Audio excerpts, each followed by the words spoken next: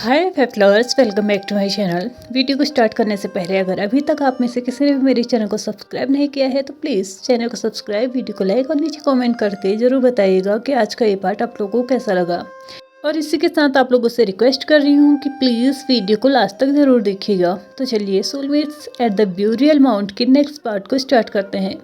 Last part में हमने देखा था कि विंग जैसे ही अपने हाथ को वांग जी के फ्रंट साइड पे, यानी कि जो उसका मेन वाउंस था, मेन जो घाव था उस पर लेप लगाने के लिए आगे बढ़ाता है, तो वांग जी उसके हाथ को पकड़ते हुए उसको रोक देता है। और विंग मतलब थोड़ा सा गुस्सा करते हुए उसको बोलता है कि मैं तुम्हारा पति हूँ और मैं जो चाहे वो कर सकता हूँ। यानी कि वो इस वक्त सिर्फ ये कहना चाह रहा था कि तुम चाहो या ना चाहो लेकिन मैं तुम्हें लेप जरूर लगाऊंगा। यानी कि वांग जी ने जो उसके हाथ को पकड़ा हुआ था ना कि तुम आगे कंटिन्यू नहीं कर सकते हो, तो वो उसको रिप्लाई करते हुए बोलता है कि नहीं, मैं कंटिन्यू जरूर करूँगा। तो इसी बीच वांग जी उसको क्वेश्चन करता है कि ठीक है, मैं तो ये मानता हूँ कि तुम मेरे पति हो और मैं इस चीज़ को एक्सेप्ट भी करता हूँ, लेकिन मैं तुम्हारे लिए क्या हूँ? क्या मेरा किरदार भी तुम्हारी लाइफ में तुम्हारे पति का है या एक नौकर का? विंग ने दोबारा से वांग जी के मुंह से अपने लिए एक नौकर शब्द सुना और उसको बिल्कुल भी बर्दाश्त नहीं हो रहा था कि ये शब्द वो दोबारा से वांग जी के मुंह से सुने। भले ही विंग इस वक्त इस चीज़ को एक्सेप्ट नहीं करना चाहता था, लेकिन उसके एक्शन से मतलब सामने कोई तीसरा इंसान होता तो ज़रूर समझ जाता। भले ही वांग जी भी अभी समझ नहीं पा रहा था कि विंग के एक्शंस कैसे हैं और वो एक्चुअल में क्या चाह रहा है। विंग ने अपने दूसरे हाथ का यूज़ किया जिसमें उसने अभी तक उस लेप का बाउल पकड़ा हुआ था। उस बाउल को टेबल में रखने के बाद उसने उस हाथ से वांग जी के हाथ को पकड़ा बहुत टाइटली और उससे अपने दूसरे हाथ को छुड़ाते हुए उसने वांग जी से बोला, मैं ज़रूरी नहीं समझता कि तुम्हारे क्वेश्चन का आंसर मैं तुम्हें दूँ, और इस वक्त मैं तुमसे बोल रहा हूँ कि मैं तुम्हारे बॉडी में लेप लगाऊंगा, तो दैट मीन्स तुम मुझसे कोई आर्ग्यूमेंट नहीं कर सकते और चुपचाप यहाँ पे पड़े रहो जब तक मेरा काम पूरा नहीं होता। मैं तो ना ही तुम्हें उठने की इजाज़त देता हूँ और ना ही तुमसे एक और शब्द की उम्मीद कर रहा हूँ, इसलिए जितना हो सके उतना चुप रहना।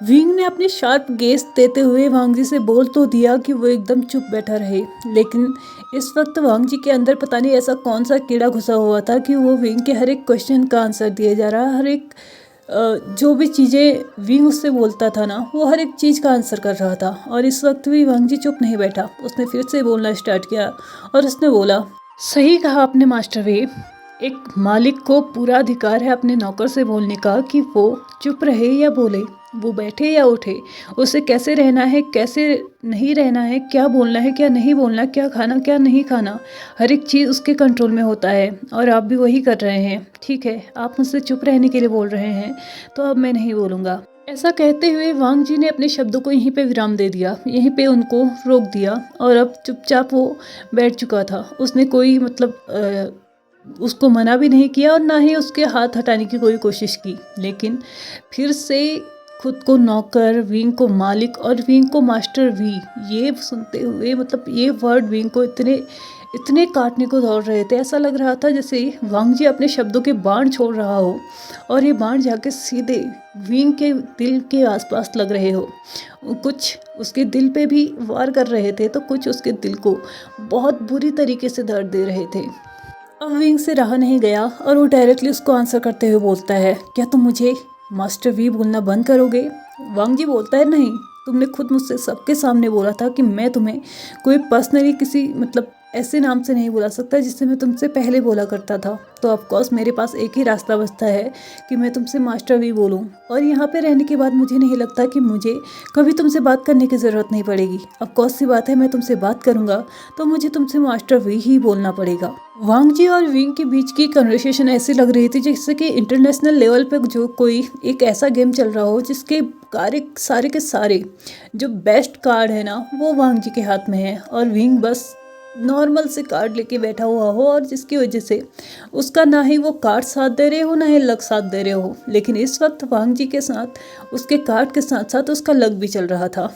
विंग एक ऐसा इंसान जिसको कन्वर्सेशन में आज तक कोई भी नहीं मतलब हरा नहीं पाया उसको, वो हमेशा से ही लोगों के साथ तर्क वितर्क करने में हमेशा ही सबसे आगे रहा है। वो कभी भी हार मानने वालों में से नहीं था, स्पेशली तब जब बात आ जाए बात करने पे और अपनी ओपिनियंस अपने रखने की।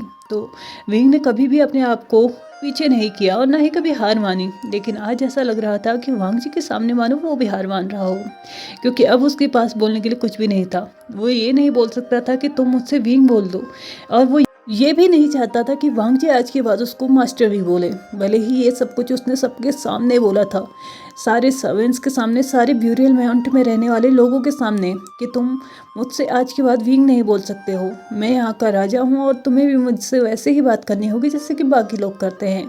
तो ऑफकोर्स सी बात है, वांग जी भी वो अधिकार वैसे ही वापस लेना चाहेगा जैसे कि उससे छीना गया था। अगर सबके सामने उससे बोला गया था कि तुम मुझसे विंग नहीं बोल सकते हो, तो सबके सामने उससे ये भी बोला जाए कि आज के बाद तुम मुझसे मास्टर वे नहीं बोल सकते हो।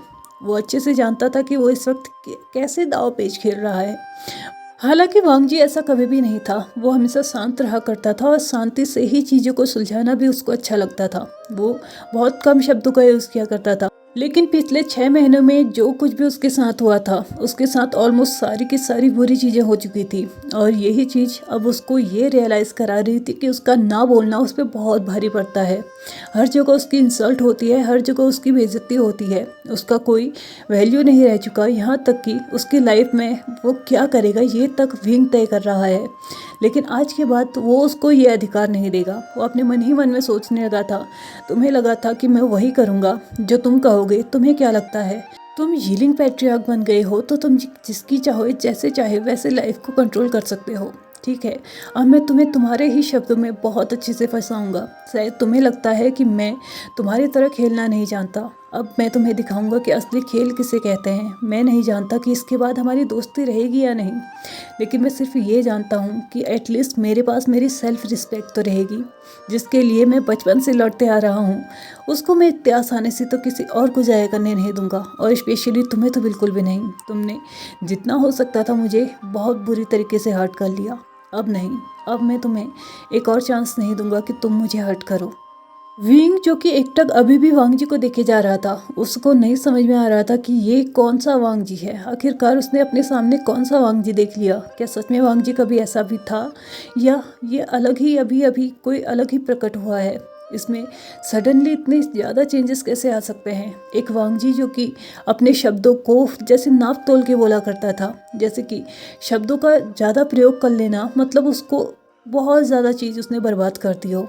उसको ऐसा लगता था, तो आज ये इंसान इतना कैसे बोल रहा है, कैसे अपने आप को हर एक बात पे आंसर करवा रहा है, कैसे हर एक क्वेश्चन का आंसर इसके पास है, और कैसे ये मुझसे हर एक बात में जीत रहा है।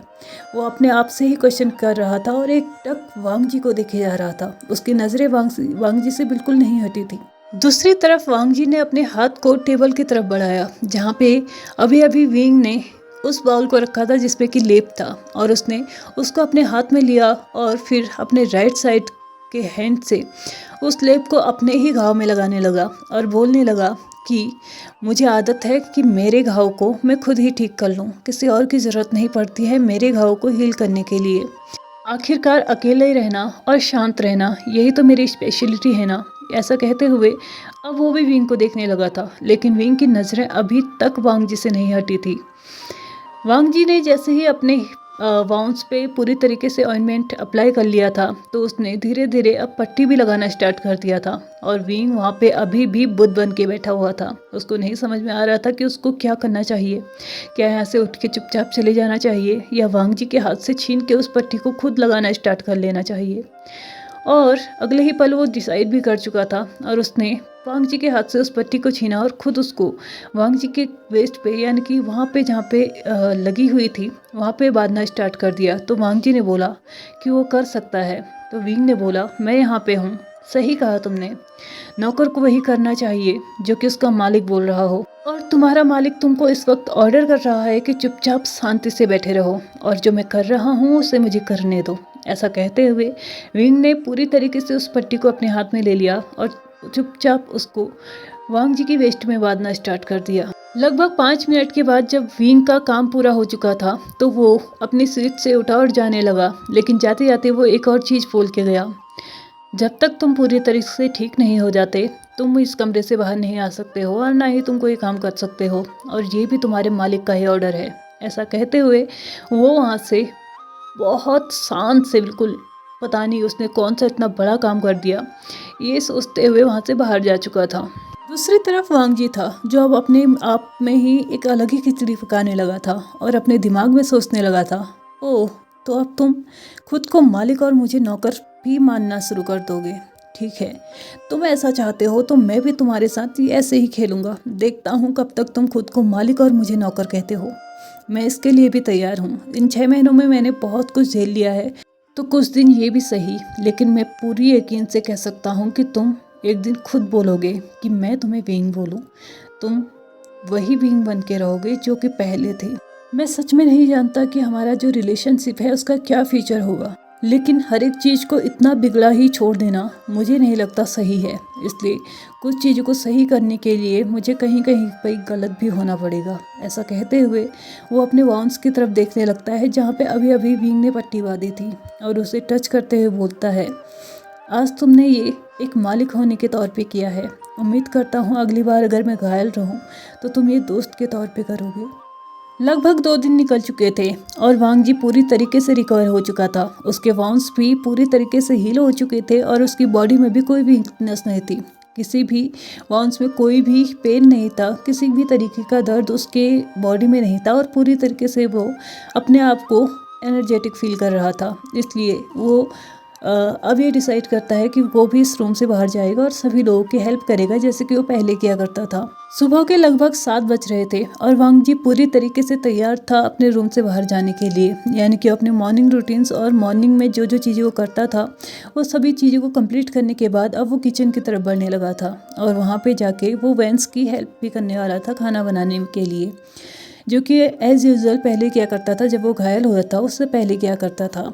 वांग जी जब किचन के अंदर पहुंचा तो कुछ लोगों ने उसको रेस्ट करने की मतलब एडवाइस दी कि उसे कुछ देर और रेस्ट कर लेना चाहिए था, लेकिन उसमें से ही एक सर्वेंट था जो कि बहुत बदतमीजी के साथ वांग जी से बात कर रहा था और उसने बिना किसी कंडीशन देखे, बिना कोई सिचुएशन देखे डायरेक्टली उसने बोलना स्टार्ट किया दूसरे नौकर से।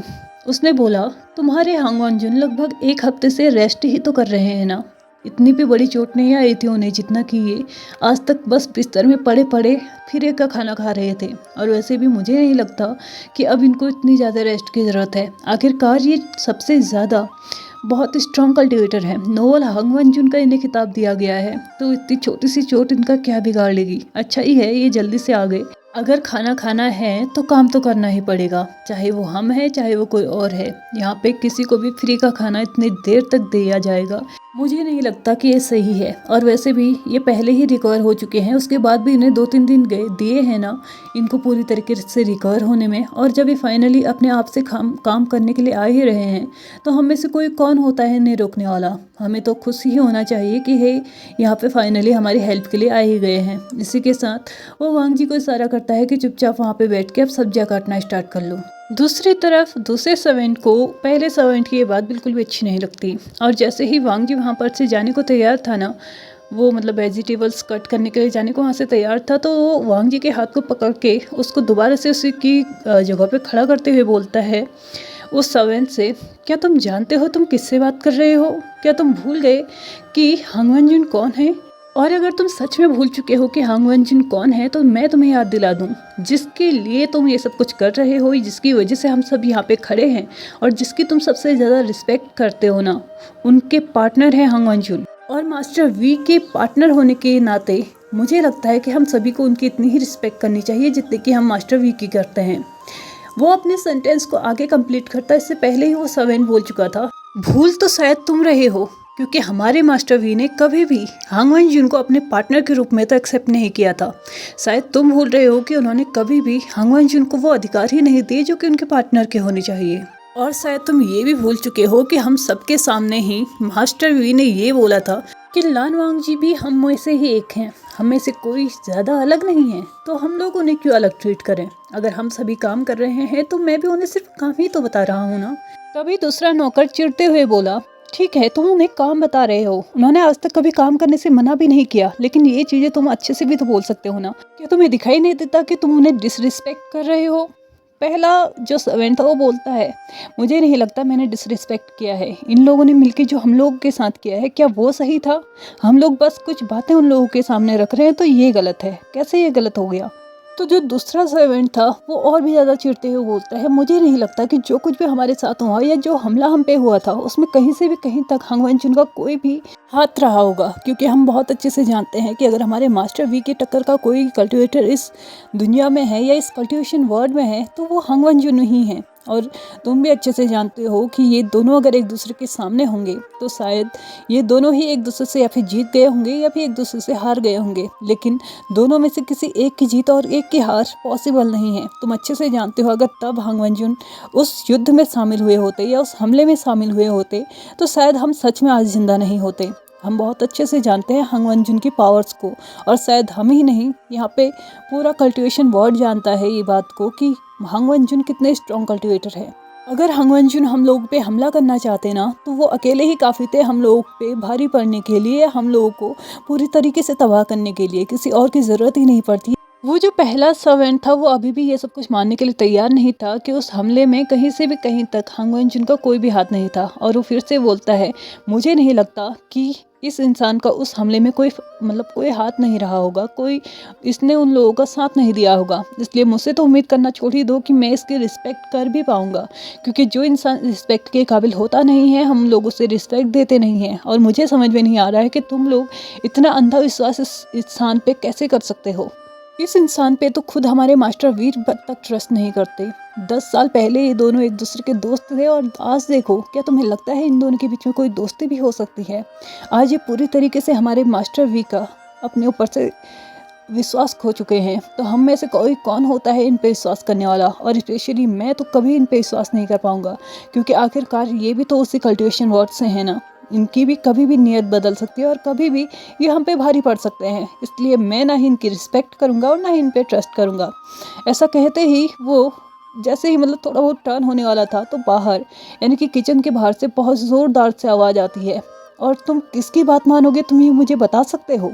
बाहर से विंग बहुत ज़्यादा गुस्से में आया था, क्योंकि उसने अभी तक पूरी की पूरी बात उन लोगों के बीच में जितनी बातें हो रही थी वो सारी की सारी सुनी हुई थी, और उसको बिल्कुल भी अच्छा नहीं लग रहा था कि एक सर्वेंट ने हांग वेनजुन की इंसल्ट की है, और वो भी इतनी बुरी तरीके से।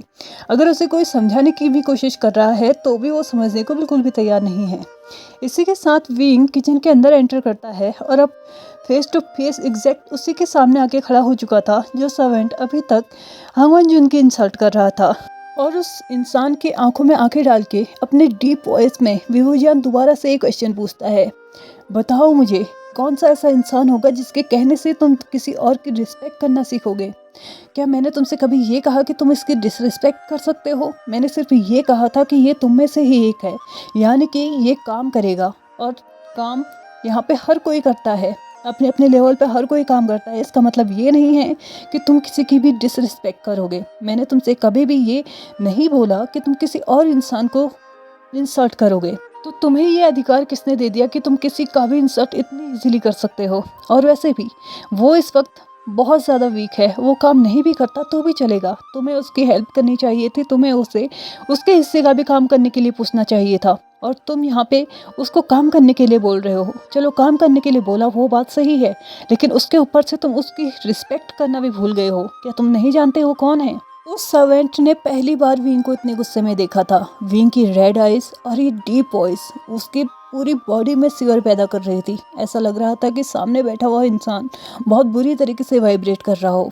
जो इंसान खुद को वाइब्रेट करने से न रोक पाया हो, अब वो अपने गले से एक शब्द निकाल पाएगा, इसकी उम्मीद वहाँ पे खड़े किसी भी इंसान को नहीं थी। इसलिए वो इंसान अब चुपचाप वहाँ पे खड़ा था, एकदम अपनी आइज़ को नीचे किए हुए, अपने सर को झुकाए हुए, और विवुजान की रिस्पेक्ट में एकदम वैसे खड़ा था जैसे एक सर्वेंट को रहना चाहिए। लेकिन तभी विवुजान फिर से एक वॉइस सुनता है जो कि बहुत ज़्यादा कोल्ड थी, और वो वॉइस किसी और की नहीं, वांग जी की थी। वांग जी तभी विंग को आंसर करते हुए बोलता है, सही कहा तुमने कि तुमने कभी उसको राइट नहीं दिया कि मेरी इंसल्ट करे या मुझे किसी भी तरीके से डिसरिस्पेक्ट करे, लेकिन वो इंसान वही तुमसे सीखा है जो कि तुमने उसे सिखाया है। और तुमने अगर मेरी रिस्पेक्ट की होती तो शायद वो भी करता। जो अधिकार तुमने मुझसे छीने हैं तो वो क्यों समझेगा कि मेरे पास वो अधिकार हैं? जितनी डिसरिस्पेक्ट पिछले 6 महीनों में तुमने मेरी की है ना, मुझे तो खुद से ही विश्वास होने लगा है कि मैं इंसान ही नहीं हूँ। तुमने तो मुझसे इंसान होने का भी अधिकार छीन लिया और तुम अब किसी और से बात कर रहे हो। मेरे रिस्पेक्ट की, मेरे रेपुटेशन की। तुमने खुद मुझे यहाँ का नौकर बनाया है, तो कोई और मुझे मालिक कैसे समझ लेगा और क्यों मुझे रिस्पेक्ट करेगा। और वैसे भी मुझे कोई काम करने में कोई दिक्कत नहीं है। उस इंसान ने जो कुछ भी कहा वो बिल्कुल सही था। तुमने कभी रिस्पेक्ट नहीं दी तो वो भी नहीं देगा, और मैं चाहता भी नहीं हूँ कि कोई फोर्सफुली मुझे रिस्पेक्ट करे। और कोई प्रॉब्लम नहीं है, मैं काम कर सकता हूँ, मैं पूरी तरीके से ठीक हूँ। और इतना तो मैं कर ही सकता हूँ कि मैं अपने खाने के लिए जितना मैं खाता हूँ उतना तो मैं काम कर ही सकता हूँ। किचन में आ रही इन बड़ी बड़ी आवाज़ों की वजह से वैनकिंग, वैनिंग और बाकी सभी भी वहाँ पे आ चुके थे।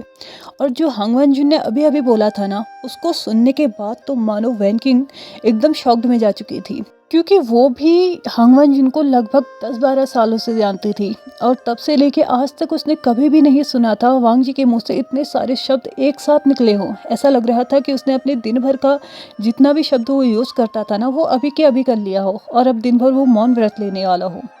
लेकिन ऐसा नहीं था। वांग जी ने अब खुद से ही प्रॉमिस किया था कि वो अब चुप नहीं रहेगा। जिन शब्दों को उसे इस्तेमाल करना चाहिए उसे वो ज़रूर करेगा। एटलीस्ट अपने सेल्फ रिस्पेक्ट के लिए तो वो ये ज़रूर करेगा। और विंग को भी अब वो बिना किसी जवाब दिए तो नहीं रह सकता था, क्योंकि उसने 6 महीने में इतना कुछ तो सीख ही लिया था विंग से कि कैसे किस चीज़ का जवाब दिया जाता है और कैसे किस चीज़ को हैंडल किया जाता है। भले ही उसके बाद उसकी दोस्ती रहे ना रहे, उसको अब कोई फ़र्क नहीं पड़ रहा था, क्योंकि विंग बहुत ज़्यादा बदल चुका था। ये खुद वो रियलाइज़ कर चुका था। इस वक्त विंग की नज़रें भी एकटक वांग जी के ऊपर थी। वो भी नहीं समझ पा रहा था कि वांग जी को आखिरकार अचानक ये क्या हो गया है। क्या वो जो लास्ट टाइम उसको मतलब घाव मिला है, उसका असर कहीं उसके दिमाग वगैरह पर तो नहीं पड़ गया ना, जो कि वांग जी एक एक शब्द बहुत सोच समझ के बोलता था, वो आज पता नहीं कितने सारे शब्द एक साथ बाहर निकाल रहा है। और वो दोबारा से वांग जी से बोलने की कोशिश करता है कि कोई प्रॉब्लम नहीं है, यहाँ पे हर एक काम हो जाएगा, तुम्हें रेस्ट की ज़रूरत है, तुम कर सकते हो रेस्ट। तो वांग जी उसको फिर से बोलता है, नहीं, मैं बिल्कुल ठीक हूँ और मुझे किसी की हेल्प की ज़रूरत नहीं है। मैं जब तक यहाँ पे हूँ मैं तब तक अपने कामों को पूरा करूँगा। जो भी काम मुझे दिए गए हैं मैं उनसे बिल्कुल भी पीछे नहीं हटूँगा। और इसी के साथ ये सेंटेंस बोलने के बाद वांग जी वहाँ से जा चुका था चुपचाप उस डायरेक्शन में जहाँ पे कि बहुत सारी सब्जियाँ रखी हुई थी और उसको वो काटनी थी। और वहाँ पे जाके एक एक करके वो उन सब्जियों को धोना भी स्टार्ट कर चुका था। और इसका सीधा सीधा सा मतलब था कि हांग वनजुन को कोई फ़र्क नहीं पड़ता है कि अब लोग वहाँ पे हैं या नहीं हैं, उससे सिर्फ अपने काम करने से मतलब है। और दूसरों लोगों को भी ये संकेत मिल रहा था कि उन्हें भी अपना काम कर ही लेना चाहिए, क्योंकि बाहर सारा जो यहाँ पे तमाशा हो रहा था वो ख़त्म हो चुका है और अब देखने के लिए कुछ भी नहीं बचा है। दूसरी तरफ सभी लोग अपने कामों में लग चुके थे। विंग और वैनकिंग भी किचन से बाहर आ चुके थे। वैनिंग भी हांग वनजुन की हेल्प करने में लग चुका था, क्योंकि वैनकिंग ने उसे इशारा किया था कि जब तक वो काम कर रहा है तब तक तुम उसके आसपास रहना और उसकी हेल्प करना। इसी के साथ जब विंग और वैनकिंग बाहर आते हैं तो वैनकिंग उसको लेके एक रूम के अंदर चली जाती है, मीटिंग रूम के अंदर चली जाती है। लेकिन जैसे ही उसका हाथ पकड़ के वैनकिंग मीटिंग रूम की तरफ बढ़ रही थी तो हांग वनजुन बाय मिस्टेकली उनकी तरफ देख लेते हैं और वो देखते हैं कि कितने अच्छे तरीके से वैनकिंग ने विंग का हाथ पकड़ा हुआ था। और विंग को कोई ऑब्जेक्शन भी नहीं था इस बात से कि उसने उसका हाथ पकड़ा हुआ है या वो छुड़ाने की कोशिश कर रहा हो। ऐसा लग रहा था कि जो चीज़ बिगड़ रही थी ना, वो धीरे धीरे और भी ज़्यादा बिगड़ रही थी। ऐसा लग रहा था कि उन दोनों के बीच की जो दूरियां हैं ना, उसके बीच में कुछ और चीज़ें भी आना शुरू हो चुका है। लाइक वैनकिंग, विंग और वैनकिंग पूरी तरीके से जब तक मीटिंग रूम के अंदर नहीं चले गए तब तक वांग जी उनको देखता रहा और बस अपने मन में यही सोचता रहा, क्या सच में मैं विंग से इतना दूर हो चुका हूँ कि मेरा एक टच भी उसको बहुत बुरा लगता है। और वैनकिंग उसको हाथ पकड़ के उस मीटिंग रूम में लेके गई, लेकिन उसने उसको कुछ भी नहीं कहा कि उसका हाथ छोड़े या उससे दूर रहे। शायद सच में मेरे और उसके बीच में बहुत ज़्यादा दूरियां आ गई हैं और शायद अब उन दूरियों को नज़दीकियों में बदलना मेरे अकेले का काम नहीं है और ना ही मेरे अकेले के बस का भी है। तो शायद मैं अगर उस सब को नहीं कर सकता तो मुझे ये कोशिशें भी यहीं पे छोड़ देनी चाहिए। मैं और विंग दो अलग अलग रास्तों पे चलने वाले इंसान हैं, तो हमें अलग अलग ही चलना चाहिए। और बहुत जल्दी ही मुझे यकीन है कि हमारे बीच का ये जो खाली नाम का रिश्ता है, हम दोनों की शादी, वो भी बहुत जल्दी टूट जाएगी। ऐसा कहते हुए उसने अपने आप को अंदर से स्ट्रॉन्ग किया और दोबारा से अपने काम में लग गया। वांग जी को भले ही कभी फील ना हुआ हो, लेकिन ये सच था कि वो अपने आप को विंग का मानने लगा था। और अब विंग के आसपास वैन किंग का होना उसको बिल्कुल भी पसंद नहीं आता था। उसे ऐसा लगता था कि जैसे उसकी जगह वैन किंग लेते जा रही है और उसको विंग से बस दूर किए जा रही है।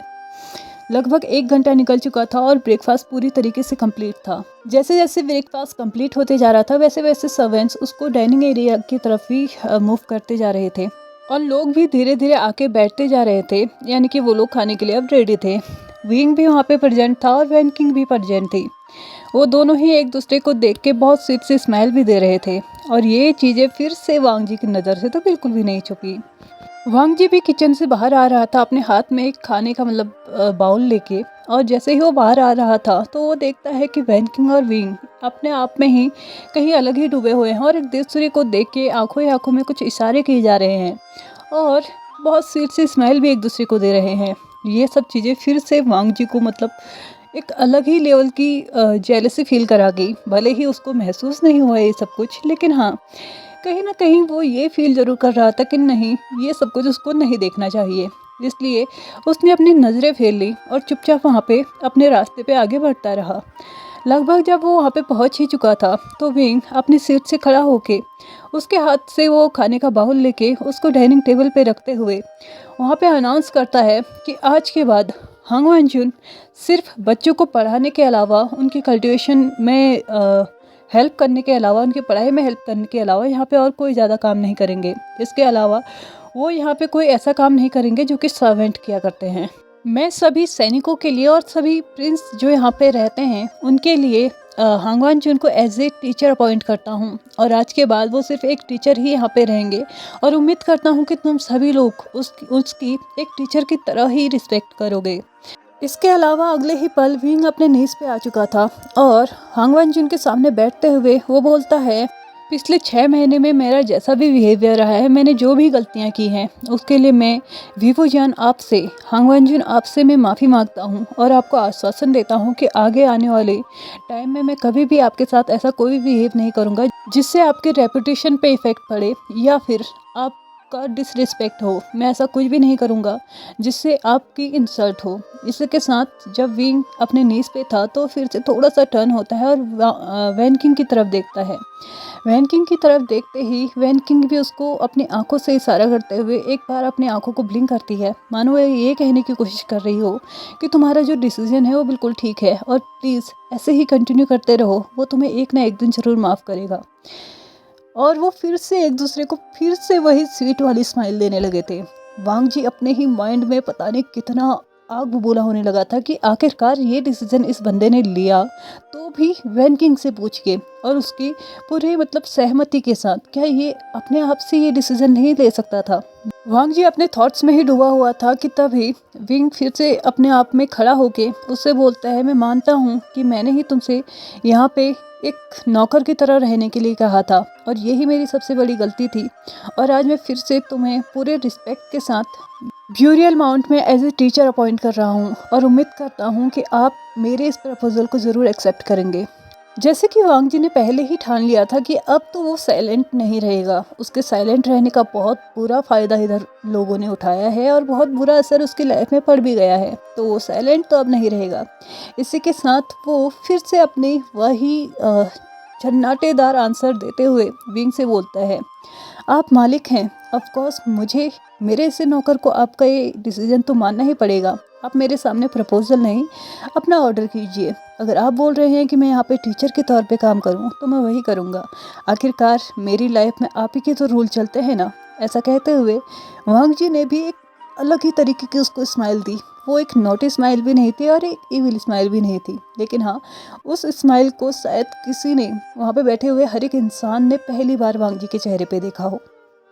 तो चलिए फ्रेंड्स, आज के इस पार्ट को भी हम यहीं पे ख़त्म करते हैं। मुझे तो वांग जी का ये बदला हुआ रूप बहुत अच्छा लग रहा है, बहुत ज़्यादा मज़ा आ रहा है मुझे इस बदले हुए रूप को देख के वांग जी का। मुझे नहीं पता आप लोगों को सुनने में कैसा लग रहा है, मुझे तो इसको रिकॉर्ड करने में बहुत मज़ा आ रहा है। तो प्लीज़ कमेंट करके मुझे ज़रूर बताइएगा कि आज का ये पार्ट आप लोगों को कैसा लगा और स्पेशली वांग जी का ये बदला हुआ जो बिहेवियर है विंग की तरफ, वो आप लोगों को कैसा लगा।